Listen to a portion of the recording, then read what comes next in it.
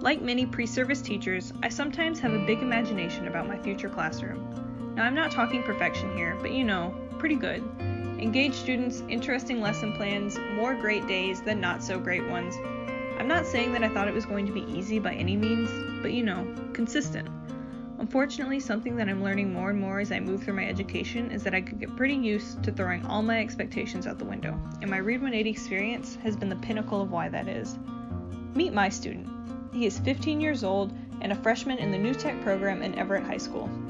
This means that he works primarily online in most of his classes throughout the day and has little interaction with the traditional textbooks we imagine when we think back to high school.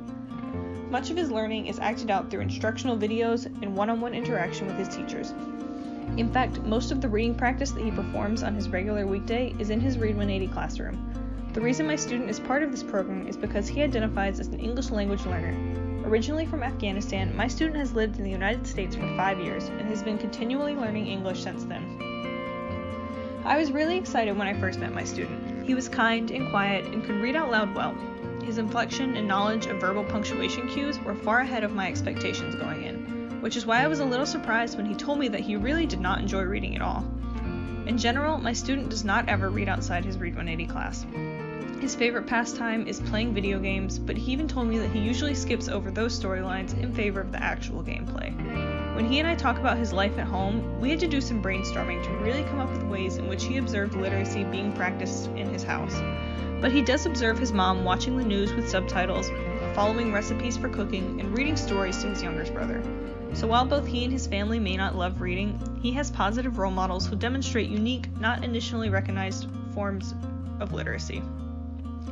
Because English is my student's second language, the technical aspects of traditional reading tend to trip him up. He's an excellent reader in a mechanical sense of the word. His voice is strong, his ability to sound out words is exceptional, and he has no pacing issues that I have ever identified. On paper, he's a good reader. The difficult part comes in the second piece of being a good reader, which is comprehension.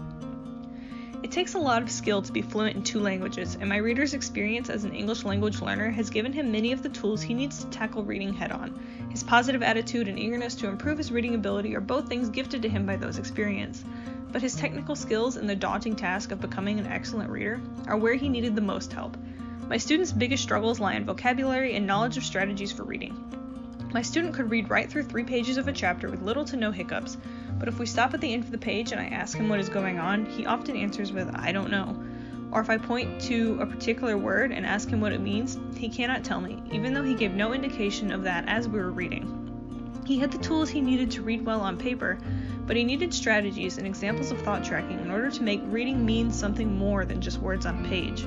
My biggest goal this semester was to find a way to turn the words on a page for my student into more than that. He doesn't have to love reading or the Maze Runner or even our time together, but I hope that our sessions working together gave him a few more tools so that he can make reading understanding text rather than just pages to churn through.